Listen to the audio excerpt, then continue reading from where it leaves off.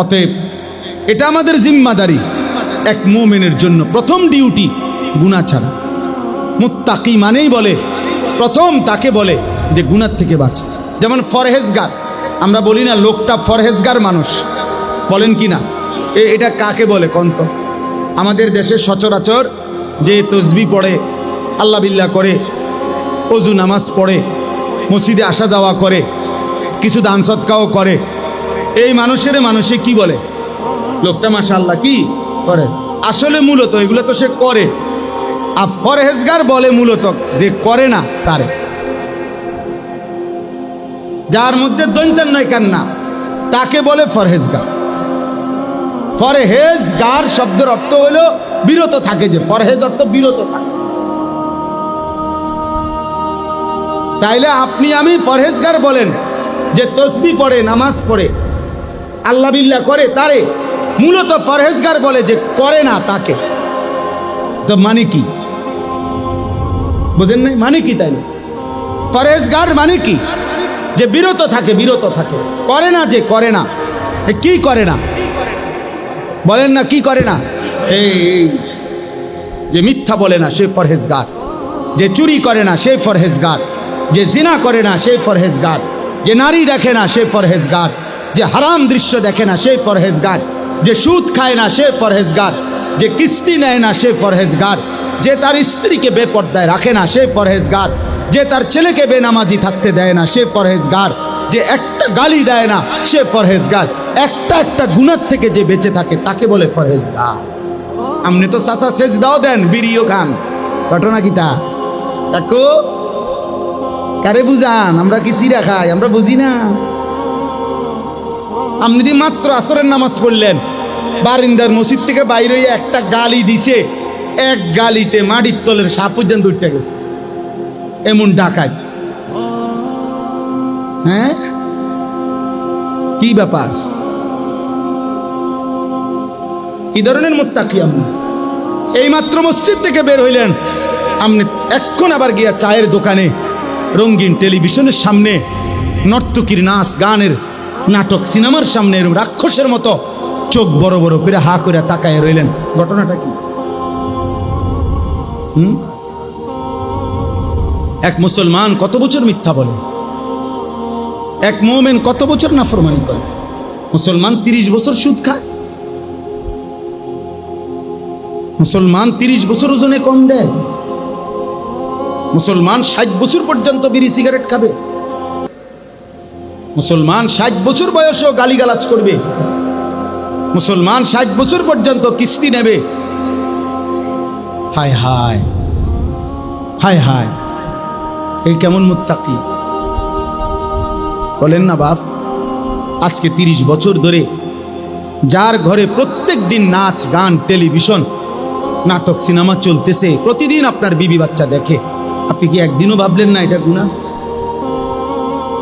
আপনার কি কোনোদিনও মনে পড়ে না এটা যে হারাম? এটা ছাড়তেন নাম নেই, তা আপনি বেহেশতে যাবেন কেমনে? আপনি সুপারিশ পাবেন কেমনে? আপনি হাউজে কাউসারের পানি নেবেন কিভাবে? এই বাপ বলেন না,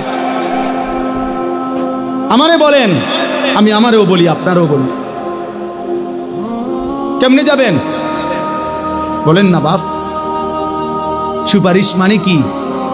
নবী সাল্লাল্লাহু আলাইহি সাল্লাম সুপারিশ করবেন, এ কথা তো 100 সত্য, কিন্তু সুপারিশ মানে কি? উম্মত, নবীর এ কথার অর্থ তো এই যে নবী বলেছে, উম্মত তুমি বিড়ি খাইতে খাইতে কবরে আসবা, আমি সুপারিশ করে জান্নাত দেব, এই তো না? তুমি গালি দিতে দিতে কবরে আসবা, আমি সুপারিশ করে জান্নাত দেব। তুমি কিস্তি রাইখা কবরে আসবা, আমি সুপারিশ করে জান্নাত দেব। তুমি তোমার ঘরে রঙিন টেলিভিশন রাইখা মৃত্যু পর্যন্ত তোমার টাকা দিয়া বিল দিছ, তোমার টাকা দিয়া ডিশের বিল দিছ, এরপরে কবরে আসবা, আমি নবী তোমারে সুপারিশ করে জান্নাত দেব, হাউজে কাউসারের পানি পান করাই দেব। এরই তো নাম সুপারিশ। হাসরের মাঠ ফুটবল খেলার মাঠ নাকি? হাসরের মাঠ মস্কারি। হ্যাঁ, সুপারিশের কোনো নিয়ম কানুন নাই, কথা বলেন না কেন? হাউজে কাউসারের পানির কোনো নিয়ম কানুন নাই, এটা 15 টাকার বোতল, এটা মাম পানির বোতল মনে করছে। কি ও বাপ, হ্যাঁ, এত সহজ হয়ে গেল আখেরাত? 30,000 টাকা মসজিদে দিছেন, বেহেশত। 4টা ফ্যান দিছেন মসজিদে, বেহেশত। এই আখেরাতের মূল্য 4টা ফ্যান 12,000, 3 12,000 টাকা। আখেরাতে তো মামুলি। 1 কোটি টাকাও যদি দান করে থাকেন তো এটা তো একটা আমল, কথা বুঝেন নাই। 100 কোটি টাকাও যদি দিয়ে থাকেন তো এটা তো একটি নেক আমল। দান সাদাকা এটা পুরা ইসলাম নাকি একটি নেক আমল? তো বাকিগুলো বলেন না ইমরান ভাই, বাকিগুলো নামাজ, হজ, যাকাত, হালাল হারাম, পাক নাফাক, স্ত্রীর পর্দা, ছেলের বউয়ের পর্দা, ছেলে মেয়ের নামাজ, এগুলো আল্লাহর হুকুম না?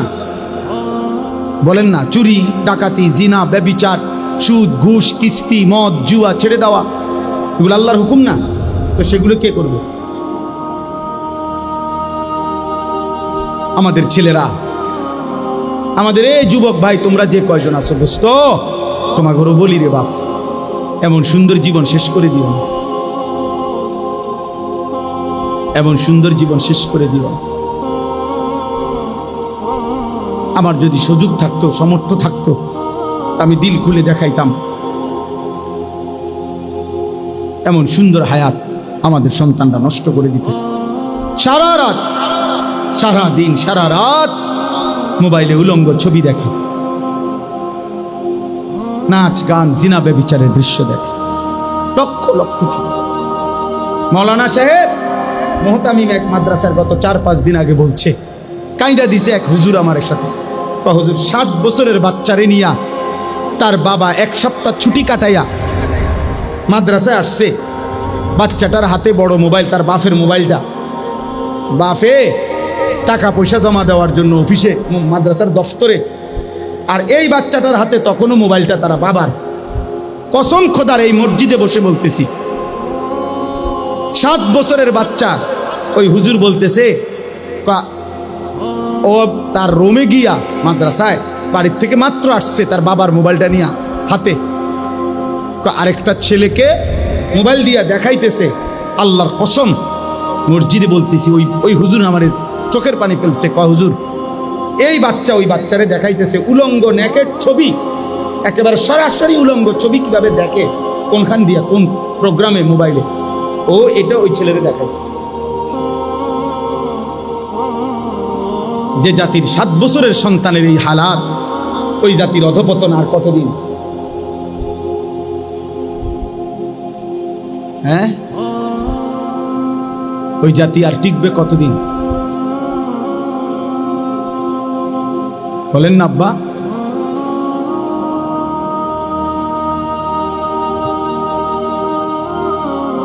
বলেন, এই জাতি বাঁচবে আর কতদিন? টিকবে আর কতদিন? আফসোসের ব্যাপার, আফসোসের ব্যাপার। আমাদের শত শত সন্তান, জীবন মানে একটা মোবাইল, জীবন মানে একটা মোটরসাইকেল, জীবন মানে একটা মেয়ের সাথে সম্পর্ক, জীবন মানে বন্ধুদের আড্ডা। আহা, তার বাবা কে, মা কে, বংশ কি, তার আল্লাহ কে, তার নবী কে, তার দিন কি, ধর্ম কি, কিচ্ছুর খবর নেই। চুল দেখেন, চিনাও যাবে না সে মুসলমানের বাচ্চা কিনা। প্যান্ট দেখেন, চিনাও যাবে না সে মুসলমানের বাচ্চা কিনা। পেশাব করার সিস্টেম দেখেন, সারাদিনে একবারও কদ্দুর টয়লেট পেপার ব্যবহার করে নাই, বুঝাও যাবে না এ মুসলমানের সন্তান কিনা। নাফাক, অপবিত্র শরীর, অপবিত্র শরীর। রাস্তার পাশে পেশাব করতেছে, এখান দিয়া গাড়ি ঘোড়া চলতেছে, তার মানুষ চাইতেছে, কোনো পাত্তাও নাই, পাত্তাও নাই। কারণ তার হিসাব হইলো, আমার লগে তো মানুষের লগে হিসাব না, আমার লগে হইলো রাস্তার কুত্তার লগে হিসাব। ওই কুকুরও কোনোদিন কোনোবার পেশাব করে ঢিলা কুলুপ টয়লেট পেপার পানি ব্যবহার করে না। আমিও মানুষ রূপী এই জানোয়ার, আমিও পেশাব করে পানি নেই। আমার মিল তো হলো ওই জানোয়ারের সাথে।